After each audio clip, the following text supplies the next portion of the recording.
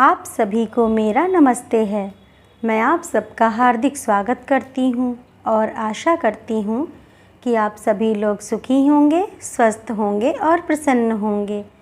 आज मैं आप लोगों के लिए जो कहानी लेकर के आई हूँ उस कहानी का नाम है उद्धार और ये कहानी लिखी है रविंद्रनाथ टैगोर जी ने।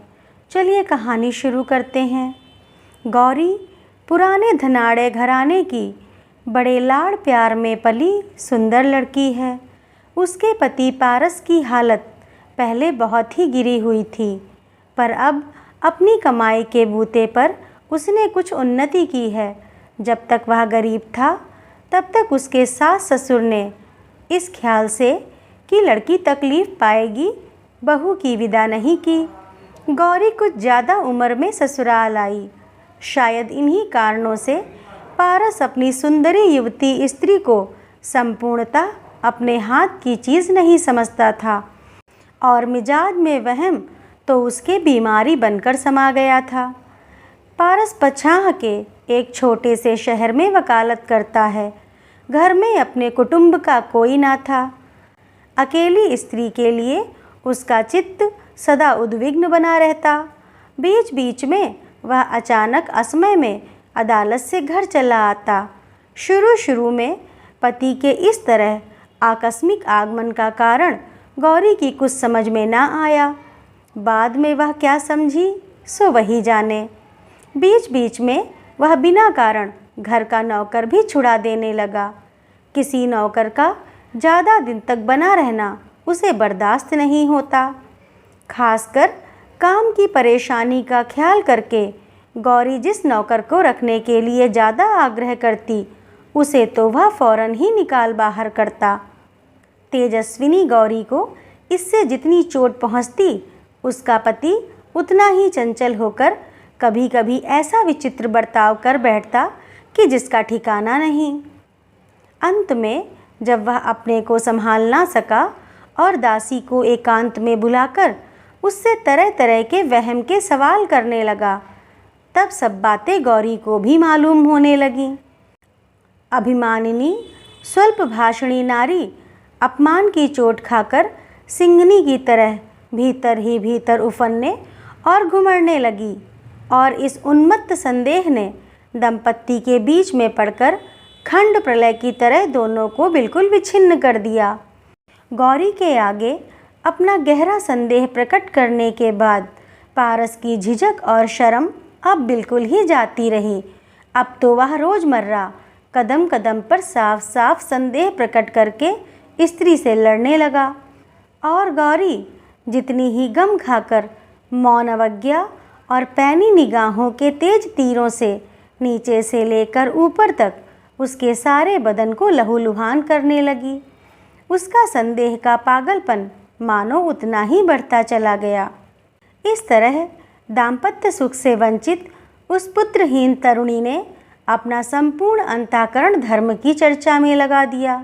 हरि भजन सभा के नवीन प्रचारक ब्रह्मचारी परमानंद स्वामी को बुलाकर गौरी ने उनसे दीक्षा मंत्र लिया और भागवत की व्याख्या सुनने लगी। नारी हृदय का संपूर्ण व्यर्थ स्नेह एकमात्र भक्ति के रूप में इकट्ठा होकर गुरुदेव के चरणों में लौटने लगा। परमानंद के साधु चरित्र के संबंध में किसी को भी कोई संदेह ना था। सभी उनकी पूजा करते थे, किंतु पारस उनके संबंध में मुंह खोलकर संदेह प्रकट ना कर सकने के कारण अत्यंत व्याकुल हो उठा और उसका संदेह अदीठ फोड़े की तरह क्रमशः खुद उसी के मर्म स्थल को कुरेद कुरेद कर खाने लगा। एक दिन जरा सी किसी बात पर जहर बाहर निकल आया। स्त्री के सामने वह परमानंद को दुष्चरित्र पाखंडी कहकर गाली देने लगा और कहते कहते कह बैठा, तुम अपने शालीग्राम को छूकर धर्म से बताओ तो उस बगुला भगत को तुम मन ही मन प्यार करती हो या नहीं। गौरी पांव तले दबी नागिन की तरह एक क्षण में उग्र रूप धारण करके झूठी स्पर्धा से पति को छेदती हुई रूंधे हुए कंठ से फुफकारती हुई बोल उठी, हाँ करती हूँ, तुम्हें जो कुछ करना हो सो कर लो। पारस उसी वक्त घर में ताला लगाकर स्त्री को ताले में बंद करके अदालत चला गया। असह्य रोष में आकर गौरी ने किसी तरह से दरवाज़ा खोल लिया और उसी वक्त वह घर से बाहर निकल गई। परमानंद अपनी एकांत कोठरी में बैठे शास्त्र पढ़ रहे थे। वहाँ और कोई भी ना था। सहसा गौरी अमेघ वाहिनी विद्युत लता की तरह ब्रह्मचारी के शास्त्राध्ययन के बीच जाकर टूट पड़ी। गुरु ने कहा, यह क्या? शिष्या ने कहा, गुरुदेव, इस अपमान भरे संसार से उद्धार करके मुझे और कहीं ले चलो। अब मैं तुम्हारी ही सेवा में अपना जीवन न्यौछावर करना चाहती हूँ। परमानंद ने बहुत डांट फटकार कर गौरी को घर वापस कर दिया।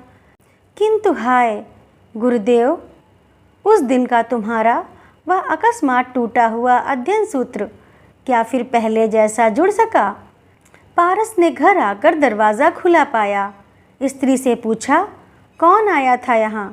स्त्री ने कहा, कोई नहीं आया, मैं खुद गुरुदेव के घर गई थी। पारस का चेहरा सफ़ेद फक पड़ गया और दूसरे ही क्षण लाल सुर्ख होकर बोला, क्यों गई थी? गौरी ने कहा, मेरी तबीयत। उस दिन से घर पर पहरा बिठाकर स्त्री को कोठरी में बंद करके पारस ने ऐसा उपद्रव शुरू कर दिया कि सारे शहर में बदनामी हो गई। इन सब कुत्सित अपमान और अत्याचारों की खबर पाकर परमानंद का हरिभजन बिल्कुल ही जाता रहा। इस शहर को छोड़कर वे अन्यत्र कहीं जाने की सोचने लगे, किंतु बेचारी गौरी को इस दशा में छोड़कर उनसे अन्यत्र कहीं जाते ना बना। और सन्यासी के इन दिन रातों का इतिहास अंतर्यामी के सिवा और कोई भी ना जान सका। अंत में उस अवरोध की अवस्था में ही गौरी को एक पत्र मिला। उसमें लिखा था, वत्से, मैंने काफ़ी विचार किया है। पहले अनेक साध्वी साधक रमणियाँ कृष्ण प्रेम में अपना घर संसार सब कुछ त्याग चुकी हैं। यदि संसार के अत्याचारों से तुम्हारा चित्त हरि के चरण कमलों से विक्षिप्त हो गया हो तो मुझे खबर देना। भगवान की सहायता से उनकी सेविका का उद्धार करके उसे मैं प्रभु के अभय पदारविंद में न्योछावर करने का प्रयास करूँगा। फाल्गुन शुक्ल त्रयोदशी बुधवार को दिन के 2 बजे तुम चाहो तो अपने तालाब के किनारे मुझसे भेंट कर सकती हो। पति उस पत्र को पढ़कर भीतर ही भीतर जल भुनकर खाक हुए जा रहे होंगे, यह सोचकर गौरी मन ही मन जरा खुश हुई। किंतु साथ ही उसका शिरोभूषण पत्र पाखंडी के हाथ पड़कर लांछित हो रहा होगा, यह बात भी उसे सहन नहीं हुई। वह तेजी से पति के कमरे में पहुंची। देखा तो पति जमीन पर पड़ा हुआ बुरी तरह तड़प रहा है। मुंह से उसके झाग निकल रहा है और आंखों की पुतलियां ऊपर चढ़ गई हैं। पति के दाहिने हाथ की मुट्ठी में से उस पत्र को निकालकर गौरी ने जल्दी से डॉक्टर बुलवाया। डॉक्टर ने आकर कहा, एपोप्लेक्सी, मिर्गी है। रोगी तब मर चुका था। उस दिन पारस को किसी ज़रूरी मामले की पैरवी के लिए बाहर जाना था और सन्यासी का यहाँ तक पतन हुआ था कि उस समाचार को पाकर वे गौरी से मिलने के लिए तैयार थे। सद्य विधवा गौरी ने खिड़की में से देखा कि उसके गुरुदेव पिछवाड़े के तालाब के किनारे चोर की तरह छिपे खड़े हैं। सहसा उस पर बिजली सी टूट पड़ी। उसने आंखें नीची कर लीं। उसके गुरु कहाँ से कहाँ उतर आए हैं। सहसा एक ही क्षण में उसका विभत्स चित्र उसकी आंखों के सामने नाचने लगा। गुरु ने पुकारा, गौरी।